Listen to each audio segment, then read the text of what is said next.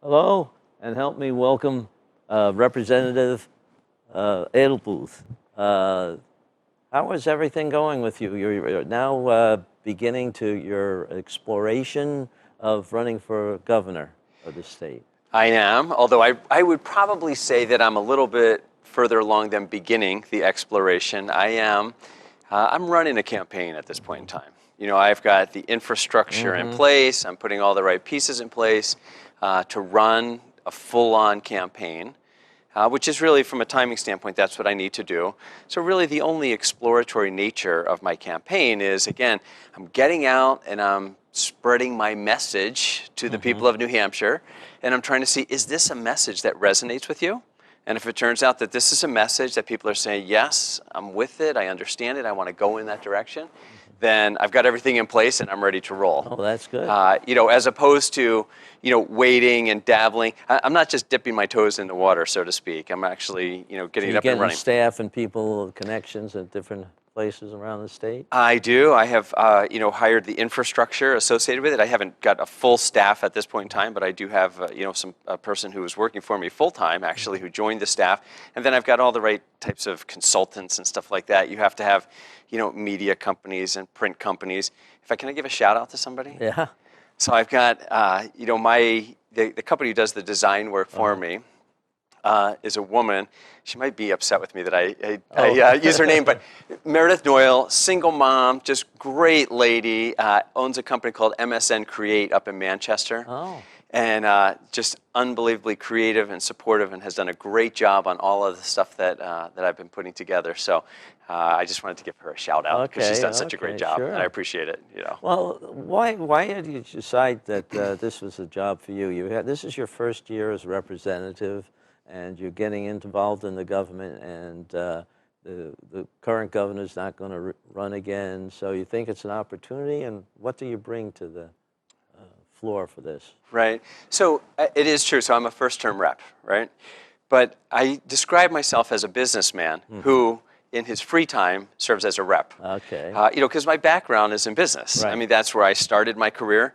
I mean, if you go way back in time, and I don't know how much history you want to cover here, but I started my career at a company called Price Waterhouse, which is a small company, But so I cut my teeth in finance and accounting and really understanding how organizations function, really. I left there. I did a short term as a CFO for a small public company who was one of my clients from Price Waterhouse, and then I launched a company. It was a company called Control Solutions. Oh. It was a great company. We worked hard. It's interesting, that company started at my dining room table because I had this idea, right? And I knew where I wanted to go. Had an idea. I started at the dining room table. I got kicked out of that office, the dining room table office, when my wife was tired of not being able to serve dinner, in the evenings. And I got my first office. I guess it would be my second office then. I took one of my siblings. I pulled them out of their bedroom to share with their sibling, and I moved into the bedroom. Okay. And that is where I had my next office. But it was a great company. I ran that for a number of years. We grew. We had over 800 employees. Really? We were operating in over 20 countries.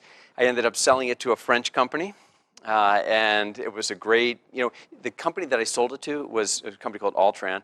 Great company to work for. Normally what happens is if you're that entrepreneur and you sell a company, there's always this conflict. Right. But honestly, I got along great with those guys. They were excellent, folks. I ended up finishing my contract with them in 2009. And once you have that entrepreneur bug, you just keep going. Yeah. You think like Shark Tank, I don't know. And so then I joined a group in Boston doing early stage investing in companies, early stage startups, angel investing. So I worked with Common Angels for a couple of years, and I've worked again with another group down there, Stage One Ventures. I don't know if you know any of these companies or not, but we basically were doing investing mostly in the tech space and in the mobile platform space. And so I've got a portfolio. I have a portfolio of 12 companies right now. Oh, really? Yeah.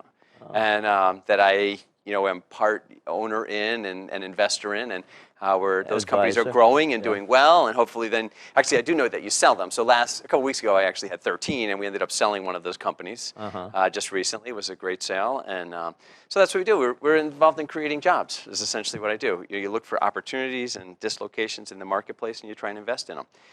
In my spare time, I'm a state rep, right? And I try and give back to the community. I'm a state rep, but I also serve as a water commissioner in my town.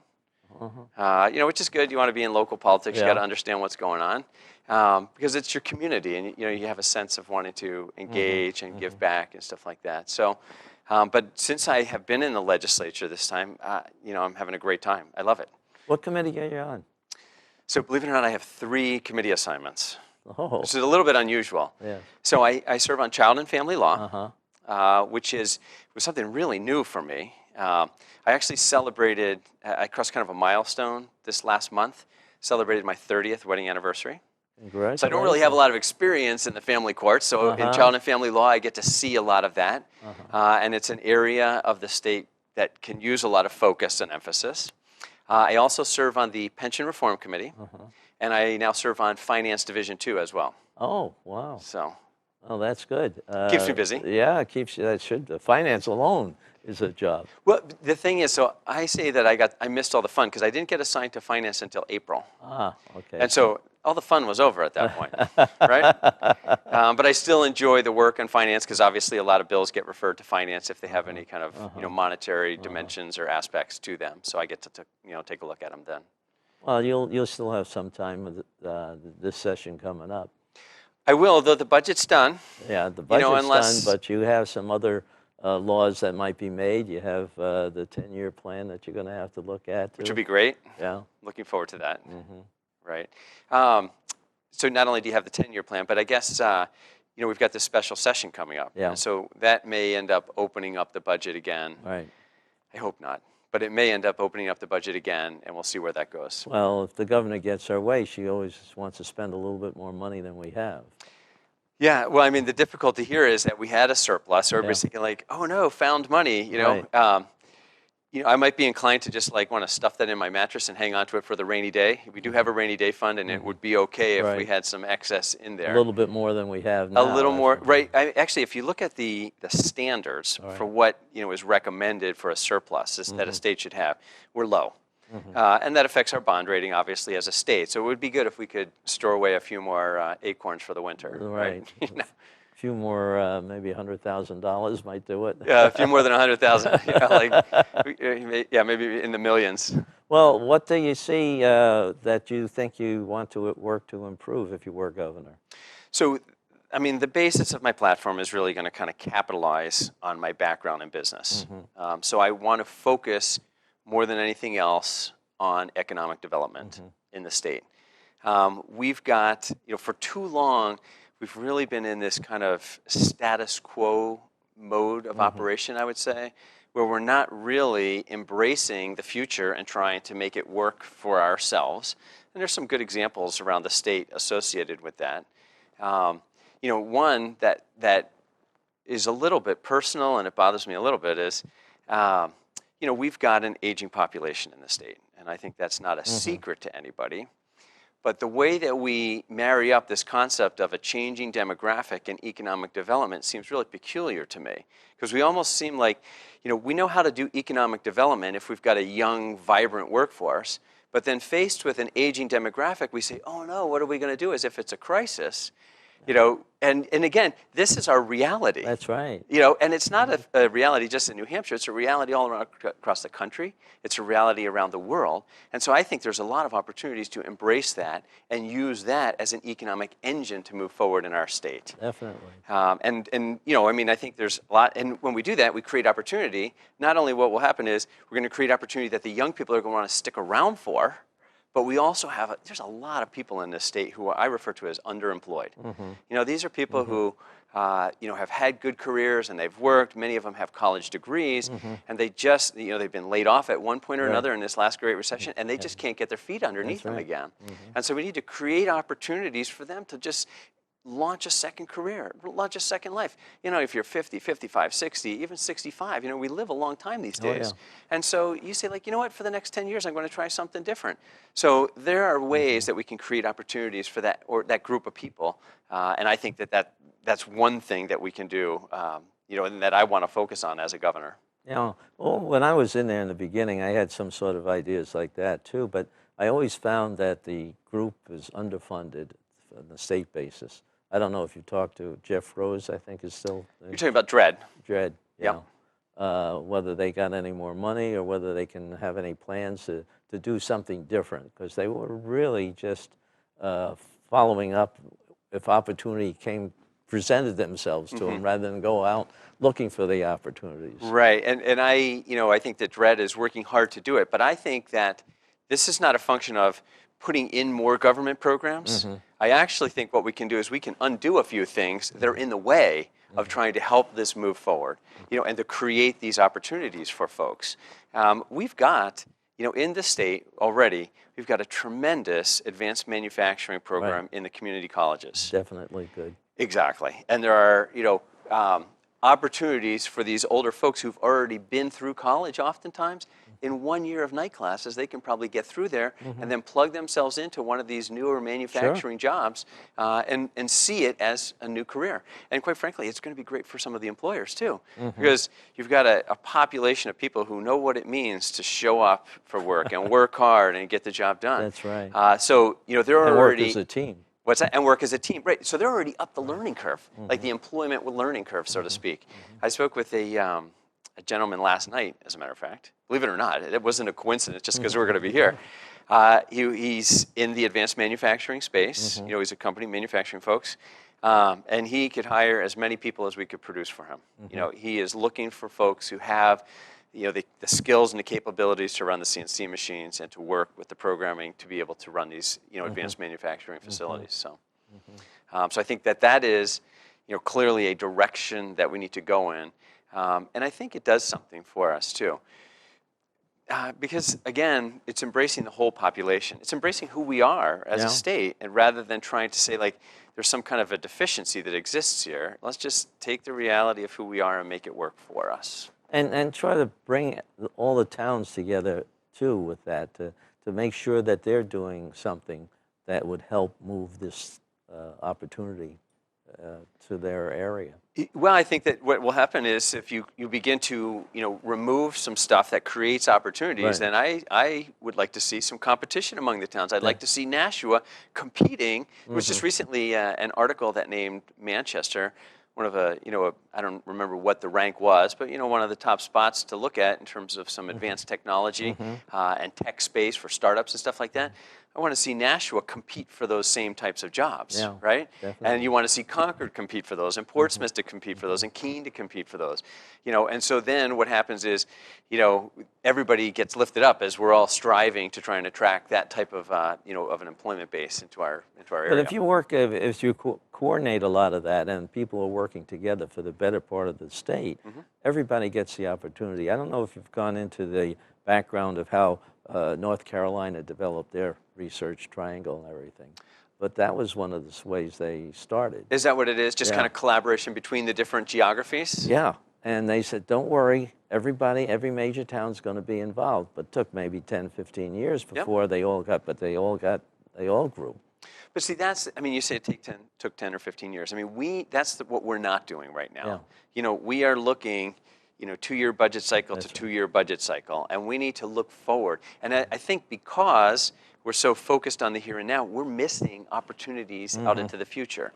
And again, we've had, I'm running for governor, and the sense that I get having been up in Concord is that many of the officials in the corner office seem to function more like custodians than leaders. Really just imagining if we tread water, everything's going to be okay.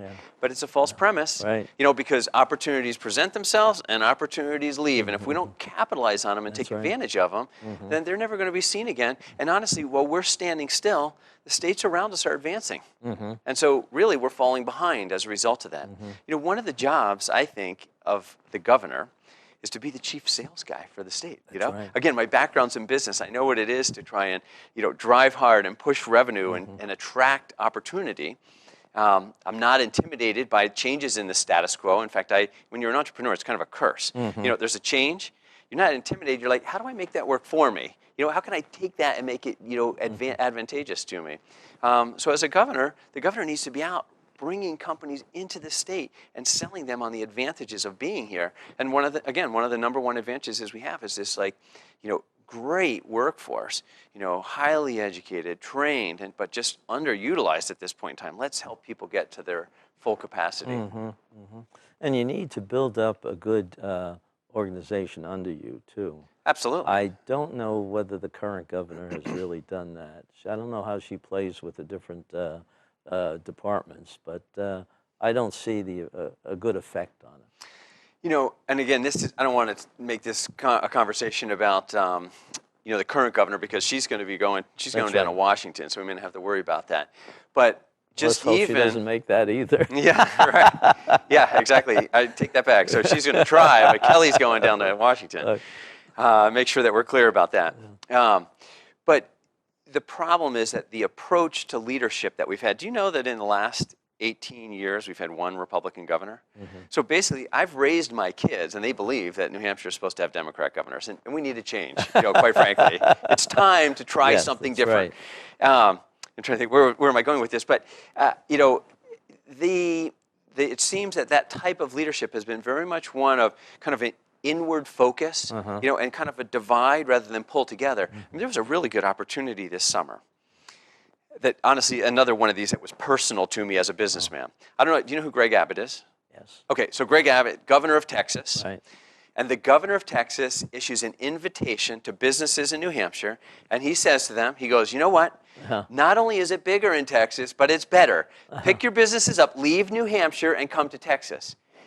When something like that happens, honestly, we should be locking arms. That's right. Democrats, independents, Republicans, at the border of the state, and we should say, sorry, Greg, you're going to have to go to Oklahoma and pick on them because our jobs are not for sale.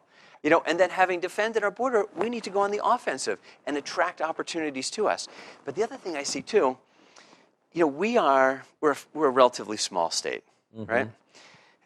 In my businesses, we used to have what we refer to as like all hands on deck meetings. So everybody in the company, you communicate and we all know what we're going to do.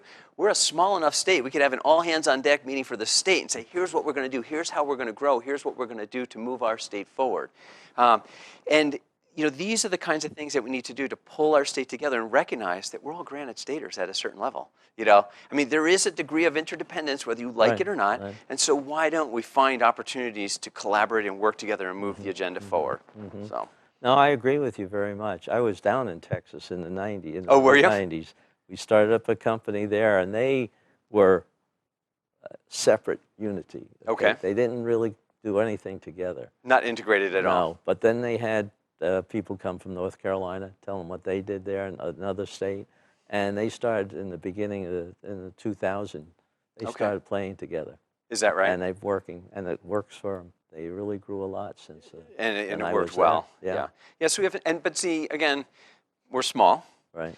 And sometimes what I hear when I hear people talk about economic development opportunities, it's they want to go do things that like Ohio is doing or that Texas is doing. We're not Ohio, we're not Texas, but you know what we are? We are unique. We're like a little boutique, state, and we've got some really strong characteristics that we need to make them work for us. And I don't think that we've either acknowledged that we have these strengths, nor have we turned them to our advantage.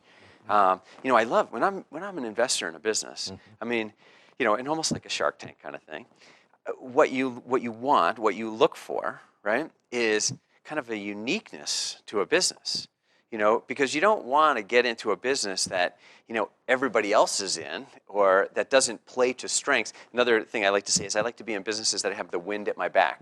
Because, again, you can sail up wind, but it's a lot harder than just having the wind push you along. And so these are the things that we need to be focused on to make them work well in this state and find out what's unique for us. That then we're not really going to be competing with the guys around us because it's special to us. And again, I think part of it is, not so much, so when I talk about these things, it's not that government needs to intervene into the markets in order to do something. More than that, government needs to unintervene. There's places where we have intervened. Do you realize, I'm trying to remember the exact number, I think we license over 150 occupations, some of which it would just boggle your mind. Like, why do we feel the need to license the person who does this or that?